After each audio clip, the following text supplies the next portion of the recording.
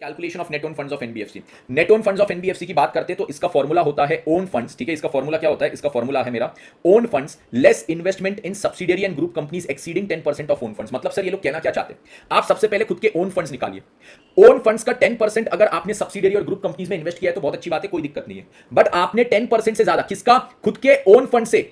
Own funds जो है खुद का, उसका 10% निकालो, और अगर ये 10% से ज्यादा अमाउंट आपने सब्सिडियरी और ग्रुप कंपनी में डाला है तो वो आप यहां से जो भी 10% को एक्सीड कर रहा है ना, वो यहां से डिडक्ट कर दो तो आपके पास आता है नेट ओन फंड्स। मतलब सर ओन फंड्स कैसे निकालते हैं वो मैं आपको बताता हूं, उसका टेंशन मत लो। बट यहां पे एक बार पहले कैलकुलेशन का लॉजिक समझ लो। ठीक है, let's understand the calculation logic, जिसमें क्या बोलते हैं, सपोज आपके ओन फंड्स है 500। क्या है ये? मेरे ओन फंड्स है 500।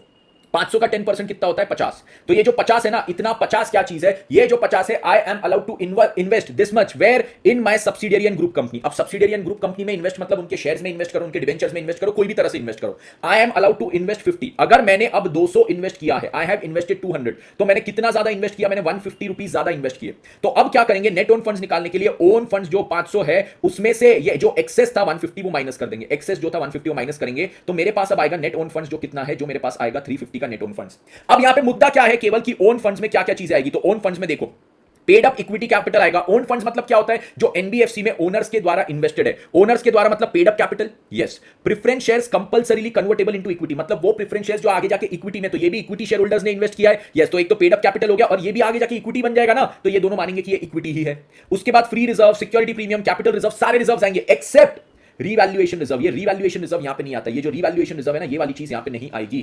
और उसके बाद क्या चीज है? अगर आपके कुछ लॉसेस वगैरह भी है, अक्यूमुलेटेड लॉसेस है, आपके पास कोई फिक्टिशियस असेट्स है या फिर आपके पास इंटेंजिबल असेट्स भी है ना, तो ये सारी चीजों को ओन फंड्स निकालते वक्त लेस करने का मतलब यहां पे मुद्दा क्या है? एनबीएफसी में ओनर्स मतलब इक्विटी शेयर होल्डर्स के कितने पैसे? इक्विटी शेयर होल्डर्स का क्या होता है? एक तो इक्विटी शेयर कैपिटल होता है। सारे रिजर्व्स भी किसको बिलोंग करते हैं? इक्विटी शेयर होल्डर्स को बिलोंग करते हैं। तो सारे रिजर्व्स लेने का, इक्विटी शेयर कैपिटल लेने का। इनकेस प्रेफरेंस शेयर कैपिटल भी इक्विटी में कंपलसरीली कन्वर्टेबल है तो वो भी ले लेने का, वो भी इक्विटी ही बनेगा। तो equity paid up capital, preference compulsory converted into equity, सारे रिजर्व्स लेने का। रिजर्व्स में रीवैल्यूएशन वाला नहीं आएगा। ये इतना पैसा ओनर ने बिजनेस में डाला था, इक्विटी शेयर होल्डर का इतना पैसा एनबीएफसी में लगा हुआ है, बट इसमें से लॉसेस हो गए तो उतना पैसा घूम गया, हटा दो। इंटेंजिबल असेट्स में भी कोई है तो वो भी हटा दो, और कोई फिक्टिशियस असेट्स में भी है तो वो भी हटा दो। ठीक है, तो ओनर का जो पैसा लगा उसमें से जो जो गायब हो गया, अक्यूमुलेटेड लॉसेस, इंटेंजिबल असेट्स और क्या है हमारा फिक्टिशियस असेट्स, तो वो सब यहां से लेस करने का। तो ये मेरे पास ओन फंड आया, जो ओन फंड मैंने आपको निकाल के बताया 500 का जो 10% है उतना मेरे को अलाउड है अपनी सब्सिडियरी एंड ग्रुप कंपनीज में इन्वेस्ट करने का। तो आपने अगर 10% तक इन्वेस्ट किया है तो कोई दिक्कत नहीं, बट अगर आपने ये 10% से ज्यादा इन्वेस्ट किया है तो जितना एक्सेस है ना, उसको फिर ओन फंड्स में से माइनस करके नेट ओन फंड्स निकालने का। उसमें फिर हमने क्या करने का? नेट ओन फंड्स निकालने का।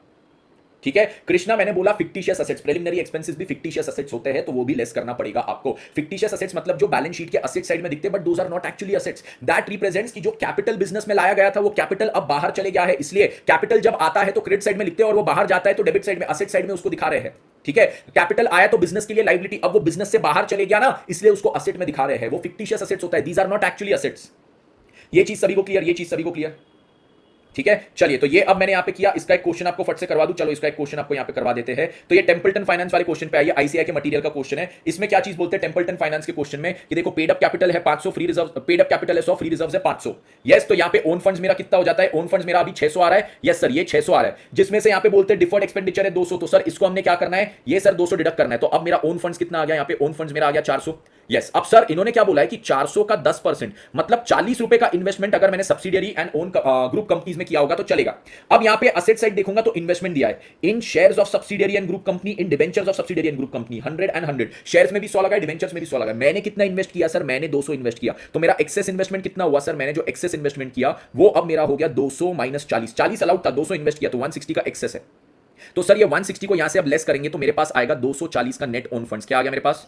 240 का नेट ओन फंड्स मेरे पास यहां पे आ गया। ये चीज सभी को क्लियर? ये आ गया नेट ओन फंड्स, सभी को क्लियर? ये चीज 100% क्लियर, 100% क्लियर। किसी को कोई भी डाउट अब इसमें? तो ये हो गया हमारा नेट ओन फंड्स का कॉन्सेप्ट। और इसी के साथ अब क्या होता है, हमारे प्री एग्जाम मैराथन के जितने भी कॉन्सेप्ट्स आपके करने थे सारे के सारे कॉन्सेप्ट्स हमारे यहाँ पे होते हैं खत्म। ठीक है, सारे के सारे कॉन्सेप्ट्स जो 8 चैप्टर्स के मेरे को आपको करवाने थे वो मेरे यहाँ पे होते खत्म। अब जाने के पहले सर हम तुरंत भग रहे ना, 2 मिनट रुको, इंपॉर्टेंट चीज है एग्जाम के लिए, इंपॉर्टेंट चीज है एग्जाम के लिए। एग्जाम में जाओगे ना